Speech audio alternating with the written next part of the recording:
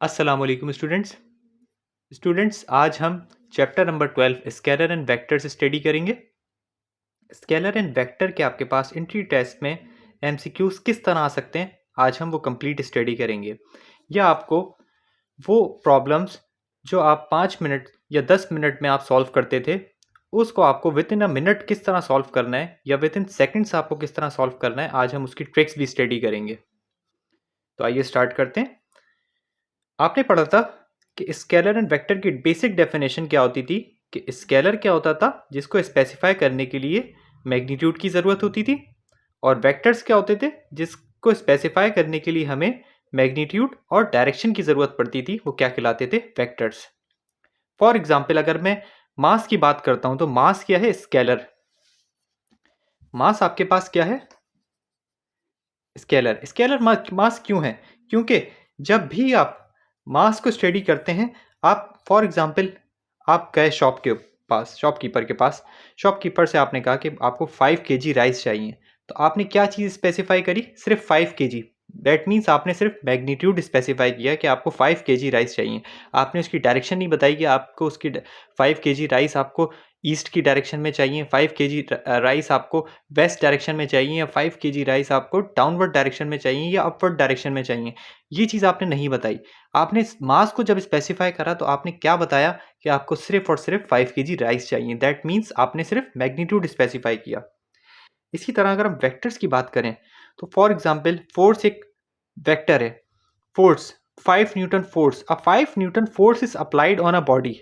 अब अगर मैं ये बात कह रहा हूँ कि मैंने 5 न्यूटन की फोर्स एक बॉडी के ऊपर लगाई, तो मुझे ये चीज़ स्पेसिफाई करना ज़रूरी है कि मैं 5 न्यूटन की जब फोर्स लगा रहा हूँ तो मैं डाउनवर्ड डायरेक्शन में लगा रहा हूँ, अपवर्ड डायरेक्शन में लगा रहा हूँ, राइट डायरेक्शन में लगा रहा हूँ या लेफ्ट डायरेक्शन में लगा रहा हूँ। ये चीज़ मुझे बतानी ज़रूरी है। तो दैट मीन्स सिंपल डेफिनेशन में आपको याद रखना है कि अब vector is represented by an arrowhead line segment. Vector को हम रिप्रेजेंट एरोहेड लाइन सेगमेंट से करते हैं, लेकिन वेक्टर की डेफिनेशन क्या है कि वेक्टर क्या होता है जिसको स्पेसिफाई करने के लिए आपको मैग्नीट्यूड और डायरेक्शन की जरूरत पड़े, वो क्या कहलाते हैं? वेक्टर। स्केलर क्या होते हैं? स्केलर को स्पेसिफाई करने के लिए आपको सिर्फ और सिर्फ मैग्नीट्यूड की जरूरत पड़ती है। तो आप सिंपल वर्ड्स में, की वर्ड्स में याद रखेंगे कि ग्राफिकली हम वेक्टर को रिप्रेजेंट करते हैं एरोहेड लाइन सेगमेंट से। फॉर एग्जाम्पल आपने अगर वेक्टर लिखा है तो आप किस तरह लिखेंगे? A vector is represented by an एक वेक्टर है represented by an arrowhead line segment. ये आपने एरोहेड लाइन सेगमेंट बना दिया, तो ये आपके पास क्या हो गया? एक वेक्टर हो गया। अच्छा, लेंथ आपके पास शो करती है मैग्नीट्यूड। फॉर एग्जाम्पल अगर मैं बात कर रहा था 5 kg की, तो 5 हमारे पास क्या है? मैग्नीट्यूड। मैग्नीट्यूड हमेशा नंबर को कहते हैं। और डायरेक्शन की अगर मैं बात करूं तो डायरेक्शन इसमें क्या थी? अगर मैं वेक्टर की बात कर रहा हूं तो वेक्टर में डायरेक्शन थी कि मैं 5 न्यूटन फोर्स लगा रहा हूं, तो 5 उसमें मैग्नीट्यूड हो गया। और कहां फोर्स लगा रहा हूं? डाउनवर्ड डायरेक्शन में फोर्स लगा रहा हूं, तो डाउनवर्ड मेरी क्या हो गई? डायरेक्शन हो गई। तो वेक्टर में हमेशा एंगल उसकी डायरेक्शन शो करता है। अच्छा स्टूडेंट्स, क्वांटिटीज की बात करते हैं। बेसिकली हमारे पास क्वांटिटीज की दो टाइप्स होती हैं, एक होती है फिजिकल क्वांटिटी, एक होती है non physical quantity. Physical quantity वो क्वांटिटी होती है जिसको हम मेजर कर सकते हैं। हर वो चीज़ जो कि मेजर हो सके वो क्या कहलाती है? Physical quantity. फॉर एग्जांपल मैंने किसी चीज़ पे फोर्स लगाई, 5 न्यूटन की फोर्स लगाई, तो मैं इसको मेजर कर सकता हूँ कि मैंने कितनी फोर्स लगाई। हमारे पास ऐसे मैट्रिक्स मौजूद हैं, हमारे पास ऐसे टूल्स मौजूद हैं जिससे हम फोर्स को मेजर कर सकते हैं। तो हर वो क्वांटिटी जो कि मेजर हो सके वो क्या कहलाती है? Physical quantity. और वो क्वांटिटी जो कि मेजर ना हो सके वो क्या कहलाती है? Non physical quantities. For example गुस्सा, खुशी, गम, इसको हम मेजर नहीं कर सकते। तो दैट मीन्स कि ये क्वांटिटीज क्या हैं? नॉन फिजिकल क्वांटिटीज हैं, क्योंकि हम इसको मेजर नहीं कर सकते। तो ऐसी क्वांटिटीज कहलाती हैं नॉन फिजिकल क्वांटिटीज।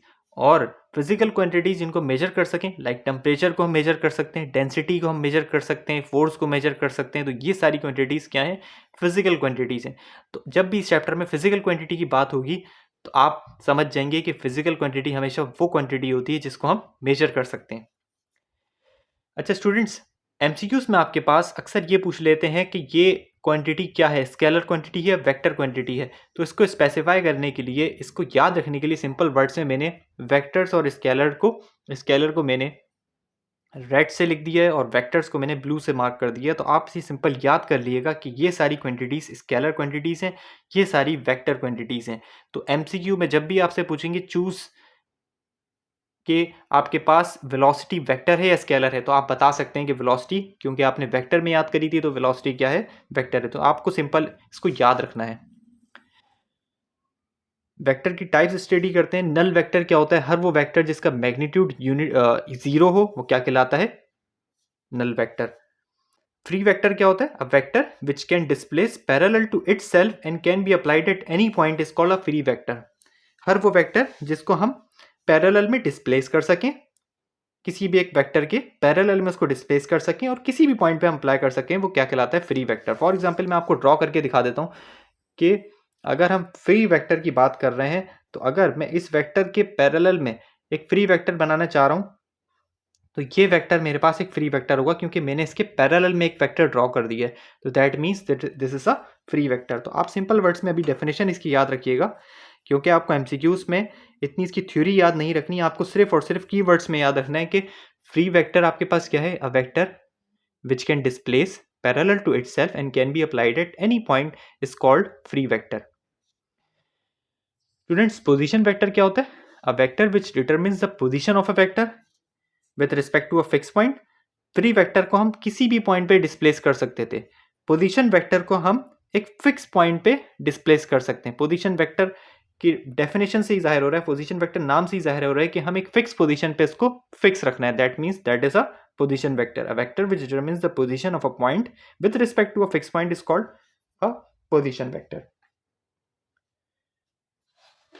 इसके अलावा हमारे पास होता है unit vector. Unit vector students आपके पास क्या होता है? A vector whose magnitude is 1 या unity is called a unit vector.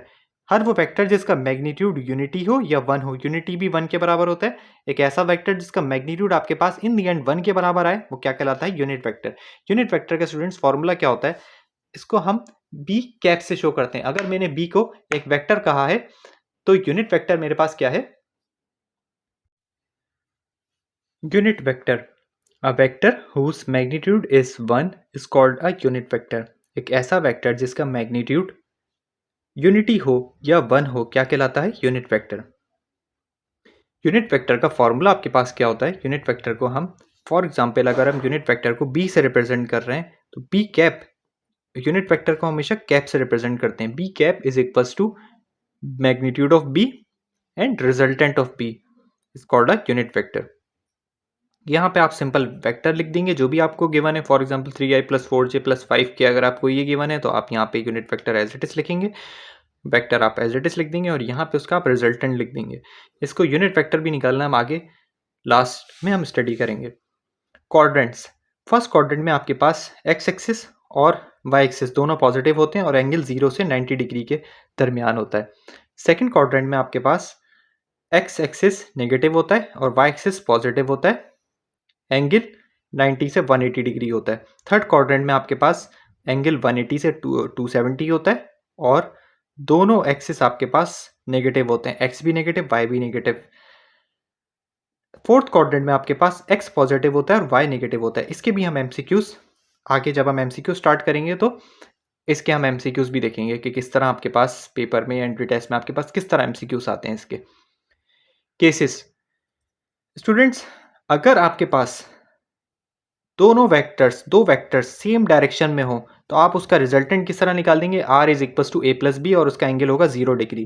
अब आपको पूरे न्यूमेरिकल को सॉल्व करने की ज़रूरत नहीं है, आपको न्यूमेरिकल 5-10 मिनट लगाने की ज़रूरत नहीं है। आपने देखा आपको एमसीक्यूज में हमेशा ट्रिक्स दी जाएंगी, आप उन ट्रिक्स को यूज़ करते हुए, आप इन केसेस को यूज़ करते हुए सिंपल वर्ड्स में आपको उसका सिर्फ सॉल्यूशन आंसर मार्क करना है, आपको उसमें टाइम वेस्ट नहीं करना।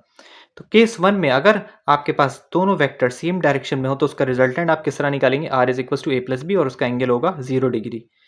अगर आपको दो वेक्टर्स अपोजिट डायरेक्शन में गिवन है, तो आप उसका रिजल्टेंट किस तरह निकालेंगे? r is equal to a minus B और उसका एंगल होगा 180 डिग्री। अगर आपको दो वेक्टर्स परपेंडिकुलर डायरेक्शन में गिवन हो यानी उसका एंगल 90 डिग्री हो, तो आप उसका रिजल्टेंट किस तरह निकालेंगे? r is equal to under root a square plus B square और एंगल उसका कितना होगा? 90 डिग्री। इसी तरह स्टूडेंट्स, अगर एक वेक्टर आपके पास दूसरे वेक्टर का कुछ टाइम्स हो और सेम साइन हो, तो एंगल 0 डिग्री। स्टूडेंट्स, ये तीन आप सेंटेंसेस याद रख लें और ये आपके पास एमसीक्यूज में भी आप यूज होंगे कि अगर एक वेक्टर दूसरे वेक्टर का कुछ टाइम्स हो और आपके पास साइन भी सेम हो तो एंगल आपके पास क्या होगा 0 डिग्री। फॉर एग्जाम्पल मैं आपको पास एक वेक्टर लिखता हूँ कि अगर a is equals to 2i plus 2j plus k, ये एक वेक्टर है, और b है आपके पास 4i plus 4j plus 2k।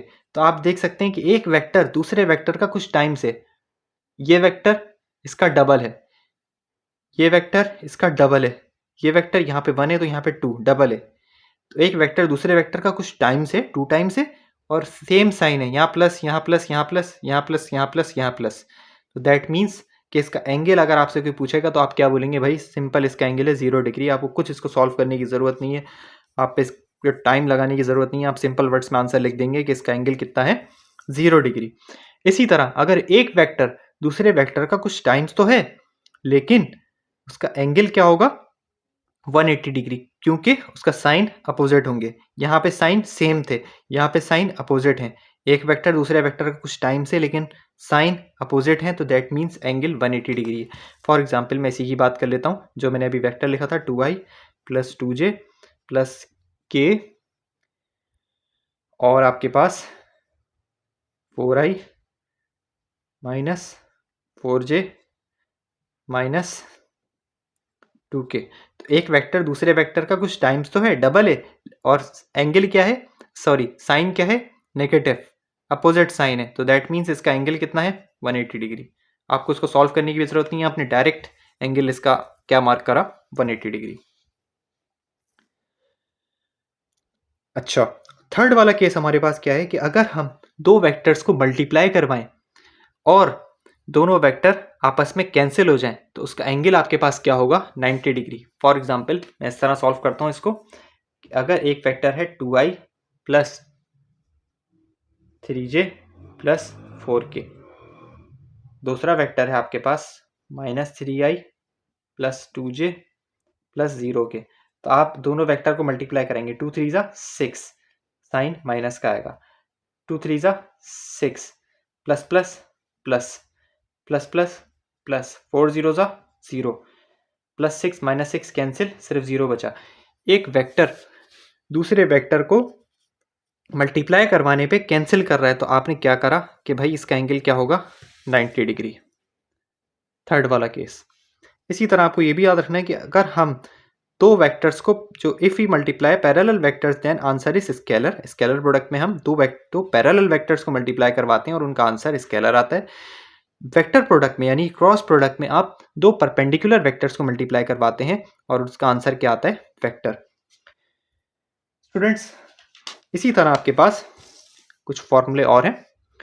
i cross i बराबर है k, j cross k equals to i, k cross i equals to j।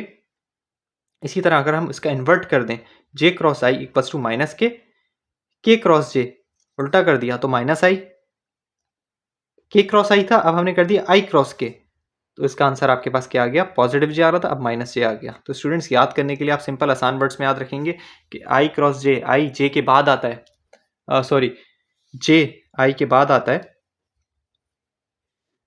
तो आपके पास पॉजिटिव आ रहा है, और इसी को अगर आप पहले लिख देंगे तो ये चीज़ आपके पास नेगेटिव हो जाएगी। इसी तरह i डॉट i बराबर होता है j डॉट j के, और j डॉट j बराबर है k डॉट k के, और ये सब चीज़ें बराबर हैं 1 के। i डॉट i भी 1 के बराबर है, j डॉट j भी 1 के बराबर है और k डॉट k भी 1 के बराबर है। एरिया ऑफ ट्राइंगल का formula this, area of parallelogram formula a cross b is equal to minus b cross a cross b cross c is equal to a cross b plus a cross c।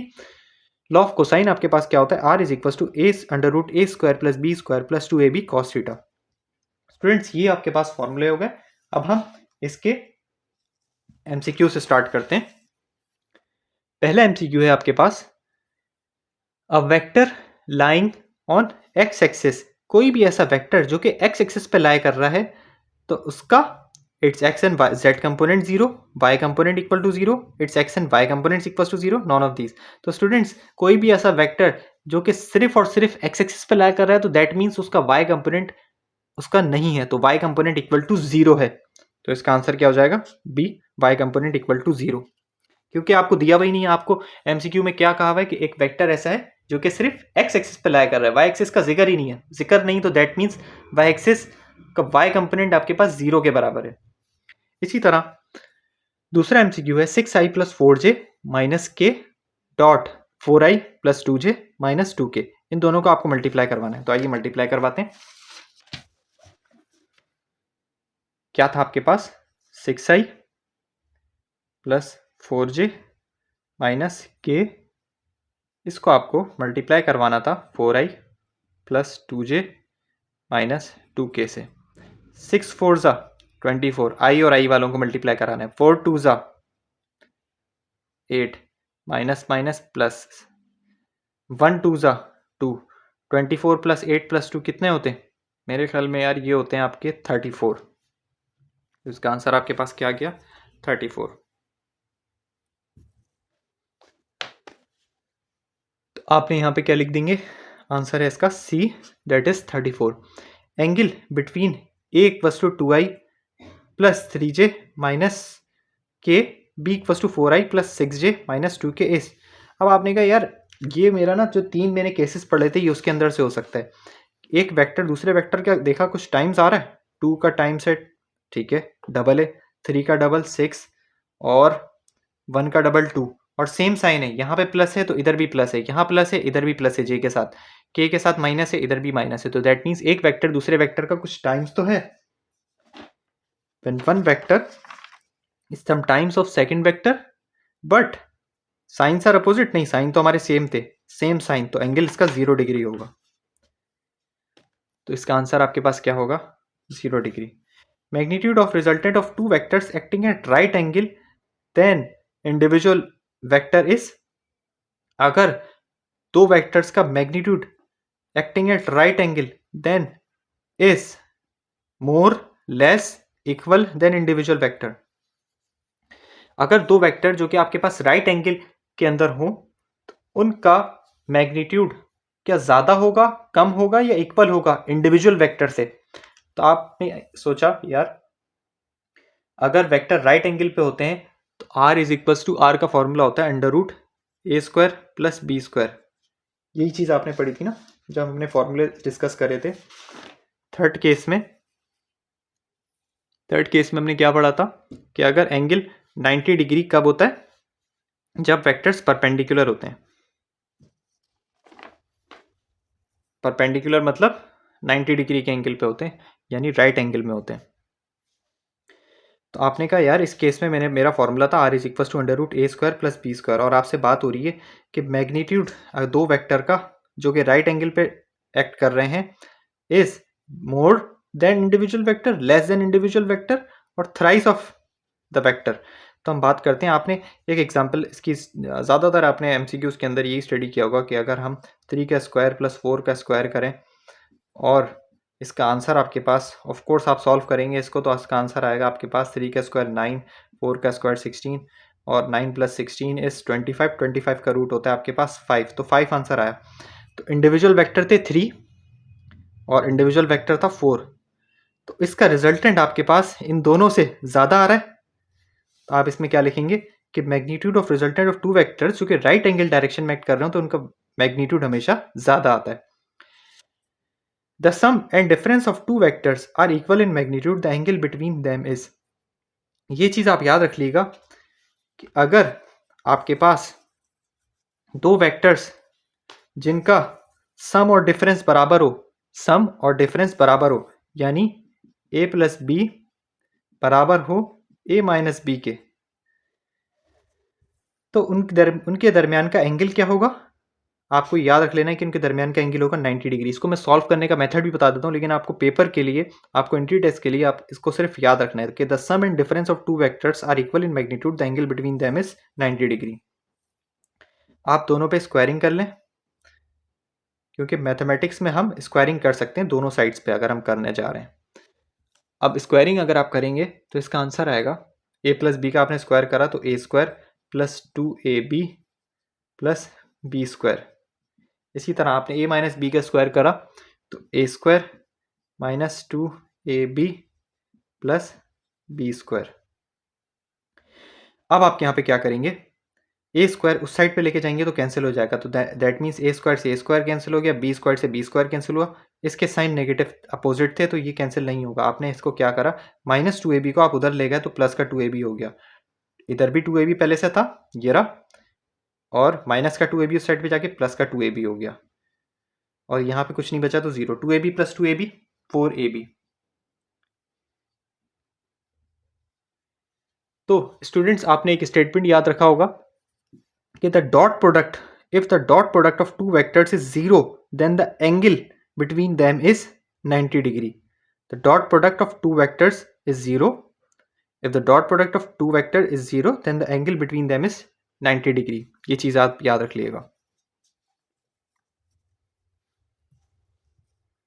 Two forces act together on an object, the magnitude of the resultant is least when the angle between the force is 0 degree, 45 degree, 60 degree और 180 degree. दो forces हैं, act together on an object, the magnitude of the resultant is least when the angle between the forces, उनका magnitude, दो वेक्टर्स का magnitude least कब होगा। अब आइए हम अपने चार केसेस में से देखते हैं। पहले केस में हमारे पास दो चीज़ें प्लस होती थी तो इनका मैग्नीट्यूड हमेशा, इनका रिजल्टेंट हमेशा ज़्यादा आएगा। यहाँ पे भी हमारे पास दो चीज़ें प्लस होती थी तो उनका रिजल्टेंट हमेशा ज़्यादा आएगा। इस वाले केस में भी दो चीज़ें आपके, इस वाले केस में तो बराबर ही थे, ए बराबर है बी के, बी बराबर है आर के, तो इनमें तो आपके पास रिजल्टेंट बराबर ही आना है। लेकिन आपके पास लीस्ट कब आना है, जब आप वैल्यूज़ को माइनस करते हैं। जब भी आप दो वैल्यूज़ को माइनस करते हैं तो वैल्यू घट जाती है या कम हो जाती है, तो दैट मीन्स कि मैग्नीट्यूड कम हमेशा कब आता है, जब आप दो वैल्यूज़ को सब्ट्रैक्ट करते हैं तो उनके दरमियान का एंगल क्या होता है, 180 डिग्री। तो मैग्नीट्यूड लीस्ट हमेशा कब होता है, जब एंगल 180 डिग्री होता है। अगर ए आपके पास 3i + 4j है तो उनका मैग्नीट्यूड आपके पास क्या होगा, आप रिजल्टेंट निकाल लेंगे। रिजल्टेंट निकालने का फॉर्मूला आपके पास होता था √a² + b²। ए आपके पास है इधर 3, बी आपके पास है 4, तो आपने ए की जगह 3 लिखा प्लस बी की जगह 4 लिखा। स्टूडेंट्स ये चीज़ हमेशा याद रखिएगा, अगर दो वेक्टर आपको 3 और 4 दिए हुए ना तो उनका रिजल्टेंट हमेशा 5 आना है। इस चीज़ को तो आपको रट लेना है, ये आपको स्केलर एंड वेक्टर के अंदर ना याद हो जानी चाहिए। 3 का स्क्वायर 9 + 4 का स्क्वायर 16, 9 + 16 आपके पास होगा 25। आप इसको अपने पास कैलकुलेट भी कर लिएगा अगर मैं गलत ना हूँ। √25 आपके पास आंसर आता है 5, तो रिजल्टेंट आपके पास आ गया 5। तो आपने यहाँ पे क्या लिख देंगे, इसका आंसर क्या है 5। ये कंफ्यूज नहीं हो जाएगा, 25 नहीं लिख दिएगा, आपको r² की वैल्यू नहीं निकालनी है, आपको r की वैल्यू निकालनी है। अगर वेक्टर आपके पास axi + ayj है, किस क्वाड्रेंट में लाई कर रहा है, आपने देखा इसका x एक्सिस भी पॉजिटिव है, y एक्सिस भी पॉजिटिव है, तो पॉजिटिव एक्सिस हमेशा कौन से क्वाड्रेंट के होते थे, पॉजिटिव एक्सिस हमेशा होते थे फर्स्ट क्वाड्रेंट में दोनों। तो आपने लिख दिया इसका आंसर क्या है, first quadrant. Which pair of the following forces will never give resultant of 2 Newton.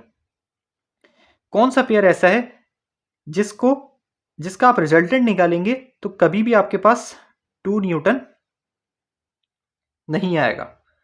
तो आपने कहा कि मैं 4, आपने फॉर एग्जांपल पहले स्टेप इसको देख लिया, 2 और 2, अगर दोनों वेक्टर आपके पास, पहला वेक्टर 2 है, दूसरा वेक्टर भी आपके पास क्या है 2, तो आपने कहा कि भाई चौथे वाले फॉर्मूले में अगर एक वेक्टर 2 है, दूसरा वेक्टर भी 2 है, तो मेरे पास रिजल्टेंट भी 2 आ सकता है, तो ये तो हो गया रॉन्ग। आपने कहा 1 और 1 को चेक करता हूँ, अगर पहला वेक्टर मेरे पास 1 है और दूसरा वेक्टर भी 1 है तो 1 + 1 2, तो 2 आ जाएगा, दैट मीन्स ये भी हो गया रॉन्ग। अब मैं इस वाले को चेक करता हूँ, 4 और 1 को, 4 और 1 को अगर मैं चेक करूंगा, 4 और 1 को मैं किस तरह देख सकता हूँ कि अगर मैं 4 में से 1 को माइनस करूं तो आंसर आएगा मेरे पास 3, 4 में से 1 को प्लस करूं तो मेरे पास आंसर आ गया 5। इसी तरह अगर मैं 4 का स्क्वायर करूं तो 4 का स्क्वायर होता है मेरे पास 16 और 1 का स्क्वायर मेरे पास होता है 1, 16 + 1 = 17, तो ये मेरे पास नहीं आ रहा, तो ये मेरे पास किसी तरह सेटिस्फाई नहीं हो रहा है। इसको भी मैं देख लेता हूँ, which pair of following forces will never give resultant of force of 2 Newton. 3 में से 1 को आप माइनस कर देंगे ना, r = a - b कर देंगे, a - b आपने करा 3 - 1, तो आपके पास आंसर आ गया 2। तो आपके पास ये भी नहीं हो सकता, लेकिन ये किसी सेंस में मेरे पास नहीं बन रहा। 4 को मैं 1 से माइनस कर रहा हूँ तो मेरे पास आंसर आ रहा है 3। तो ये हमारा केस फेल हो गया। इसी तरह अगर मैं इसको करूँ 4 + 1, तो 4 + 1 मेरे पास हो गया 5, तो ये वाला केस भी मेरे पास फेल हो गया। 4 का स्क्वायर करा तो मेरे पास आ रहा था √17, ये केस भी फेल, और 4 = 1 हो ही नहीं सकता, तो ये केस भी फेल। तो दैट मीन्स इसका आंसर क्या है, 4 और 1 न्यूटन।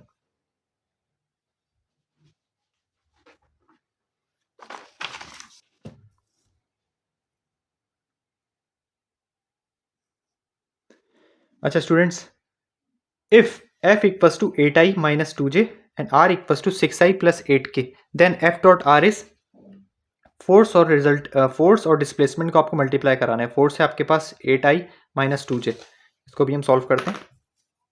फोर्स कितनी थी आपके पास, 8i - 2j, इसको मल्टीप्लाई करवाना था किसके साथ, 6i + 8j के साथ। i और i को मल्टीप्लाई कराएंगे, 8 × 6 = 48, माइनस प्लस माइनस, 2 × 8 = 16, 48 में से 16 गए, 48 में से 16 गए, आपका आंसर आ गया 32। दैट मीन्स इसका आंसर क्या है, इसका आंसर है 32। A rectangular component of 5 Newton force is 4 Newton। एक रेक्टेंगुलर कंपोनेंट आपके पास 5 न्यूटन कब आता है, जब आपके पास जो दो रिजल्टेंट, आपके पास जो दो इंडिविजुअल वेक्टर हैं, इनमें से एक 4 होता है और दूसरा हमेशा 3 होता है। आप इसको सॉल्व करके भी देख लीजिएगा, आपका आंसर आ जाएगा 5। ये तो मैंने खुद ही लिख दिया, लेकिन इसमें आपको क्या करना है, इसमें आपको सॉल्व करना है। तो आपको क्या दिया हुआ है, आपको रिजल्टेंट दिया हुआ था 5, और रिजल्टेंट का फॉर्मूला होता था √a² + b²। ए आपके पास क्या गिवन था, 4 का स्क्वायर कर दिया, प्लस b², बी आपको निकालना था। 5 ऐसे ही रहा, 4 का स्क्वायर हो गया 16 + b², दोनों साइड पे आपने स्क्वायरिंग कर ली, इधर भी स्क्वायरिंग कर ली, स्क्वायर से रूट कैंसिल हो गए, आपके पास इधर बचा 16 + b², और इधर 5 का स्क्वायर हो गया आपके पास 25। ठीक है, 25 = 16 + b², 25 = 16 + b² था हमारे पास। तो b² को आपने ऐसे ही रखा, इधर 16 प्लस का था, उस साइड पे जाके माइनस का हो गया, 25 - 16 = 9, और b² आपके पास 9 आ रहा है, तो b आपके पास कितना होगा, रूट अगर आप लगाएं इसके ऊपर तो √9 होता है 3, तो b की वैल्यू आ गई 3। स्टूडेंट्स ये चीज़ लेकिन आप याद भी रख लें कि अगर रिजल्टेंट का आंसर आपके पास 5 आ रहा है, तो एक वेक्टर हमेशा 4 होता है और दूसरा वेक्टर हमेशा 3 होता है। ये चीज़ याद रख लीजिएगा, ये फिंगर टिप्स पे होनी चाहिए आपकी। तो इसका आंसर है 3 Newton. If the resultant of two vectors each of magnitude f is twice of magnitude f, then the angle between them will be। अगर दो वेक्टर का resultant, the resultant of two vector each of magnitude f is twice of magnitude f, उनका resultant अगर आपके पास twice आ रहा है, that means कि हमारे पास केस कौन सा लगेगा,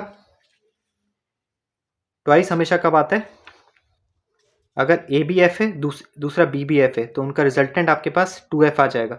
तो ये आपके पास जब थीटा 0 डिग्री होता है तब आपके पास डबल आ जाता है। अगर इसको आप f ले रहे हैं और इसको भी f ले रहे हैं तो f + f = 2f, तो एंगल आपके पास क्या होगा इसमें, 0 degree. If the resultant of two vector each of magnitude f, दोनों का मैग्नीट्यूड था f, और इनका आंसर आपके पास क्या आ रहा था, 2f। तो ऐसा जब होता है जब आपके पास, जब आप दोनों को प्लस करते हैं, जब एंगल आपके पास 0 डिग्री होता है। फॉर्मूला इसमें आपने कौन सा वाला लगाया, r = a + b, पहला वाला केस इसमें लगा है। तो इसका एंगल आपके पास क्या होता था, 0 डिग्री।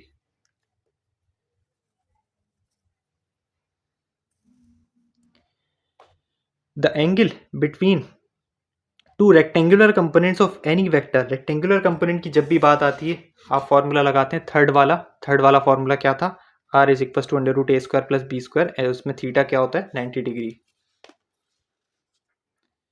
अब force F = 2i + 3j, force की वैल्यू है 2i + 3j, has its point of application move from point 1,3 to 5,7। आपने क्या किया, पॉइंट को 1,3 से 5,7 की तरफ मूव करवाया।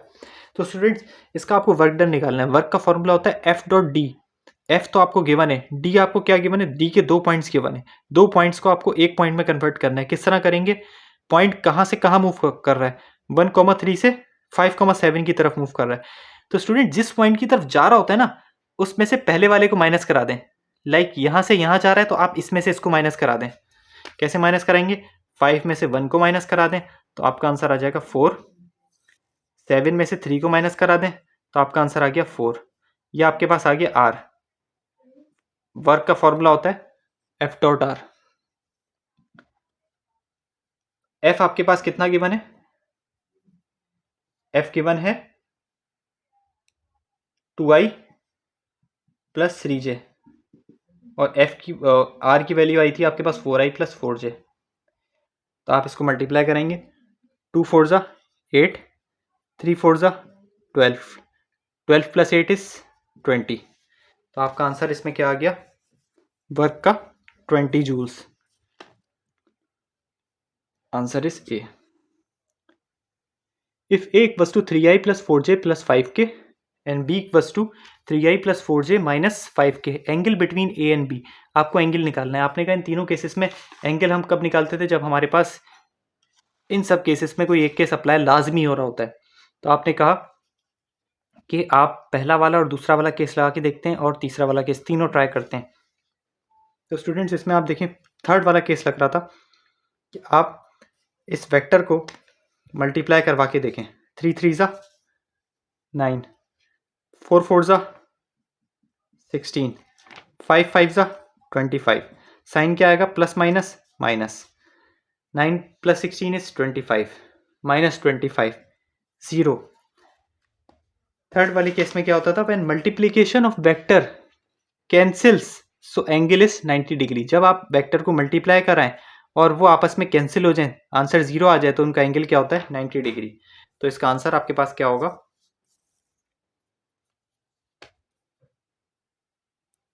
90 degree. The project on a equals to 2i plus 2i minus 3j plus 6k on to the direction of vector b that is equals to i plus 2j plus 2k is। Student इसमें आपको projection निकालना है। Projection निकालने का formula हमेशा हमारे पास क्या होता है? a डॉट b वेक्टर और b का मैग्नीट्यूड। स्टूडेंट्स ये चीज़ आप फॉर्मूला इसका याद रख लीजिएगा। अब हम क्या करेंगे?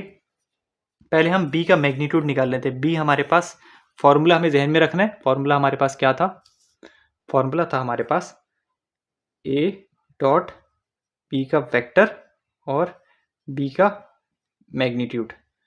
अब आपने कहा पहले मैं आसान वाली वैल्यू से स्टार्ट करता हूँ क्योंकि मुझे इस पर टाइम वेस्ट बिल्कुल नहीं करना। मुझे इतना लंबा सॉल्व नहीं करना इसमें। मुझे सिर्फ और सिर्फ इसमें आंसर, क्योंकि स्टूडेंट्स आपको एमसीक्यूज में हमेशा आंसर गिवन होता है तो आप इसको लंबा चौड़ा लेके नहीं बैठ सकते। इसमें सिर्फ और सिर्फ क्लेवर लोगों का काम होता है जो भी आंसर को देखते हुए जज कर सकें कि कौन सा करेक्ट आंसर है इसमें, और इसमें ट्रिक्स को अप्लाई कर सकें। तो प्रोजेक्शन का फॉर्मूला तो आपके पास है। अब बेवकूफ़ लोग पूरा पूरा इसमें न्यूमेरिकल सॉल्व करेंगे और फिर इसका आंसर निकालेंगे। आपको क्या करना है? अपने बी का डायरेक्ट वेक्टर मैग्नीट्यूड निकाल लिया। बी आपके पास क्या था? आई प्लस 2j प्लस 2k, आई प्लस 2j प्लस 2k। तो आपने इसका मैग्नीट्यूड निकाला। मैग्नीट्यूड में क्या करते हैं? तीनों का स्क्वायर कर देते हैं। तो हम बी का मैग्नीट्यूड निकालने जा रहे हैं। आई की पास यहाँ पे 1 है, कुछ नहीं है तो 1 होता है। इसके पास यहाँ पे j के साथ यहाँ पे 2 है, 2 का स्क्वायर। k के साथ यहाँ पे 2 है तो 2 का स्क्वायर। मैग्नीट्यूड हमेशा इसी तरह निकालते हैं।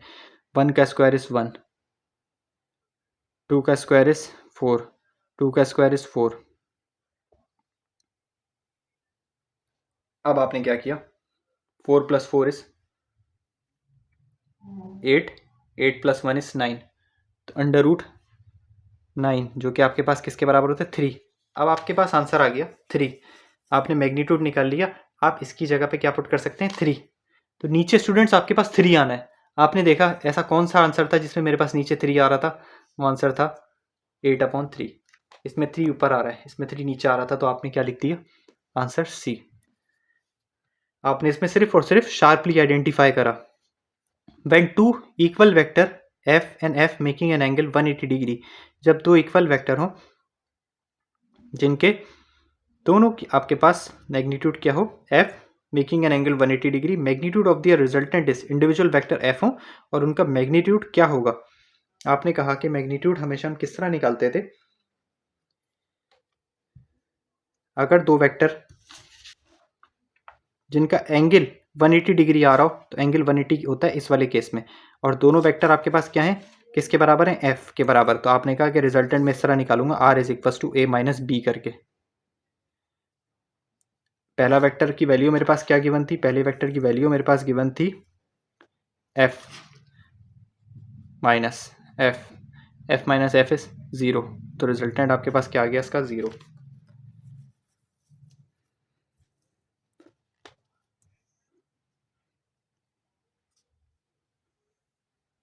Choose vector. स्टूडेंट्स इसमें आपको वेक्टर के पेयर चूज करना है। तो आपने कहा कि भाई मास हमारे पास क्या होता है, स्केलर होता है, तो ये तो हो नहीं सकता। स्पीड हमारे पास स्केलर है तो ये भी नहीं हो सकता। वेलोसिटी हमारे पास स्केलर है तो ये भी नहीं हो सकता। आपका आंसर क्या होगा, फोर्स एंड एक्सेलरेशन। स्टूडेंट्स अगर आपको ये वीडियो में सारे एमसीक्यूज क्लियर हो गए हैं तो प्लीज़ हमारे चैनल को लाइक और सब्सक्राइब करें।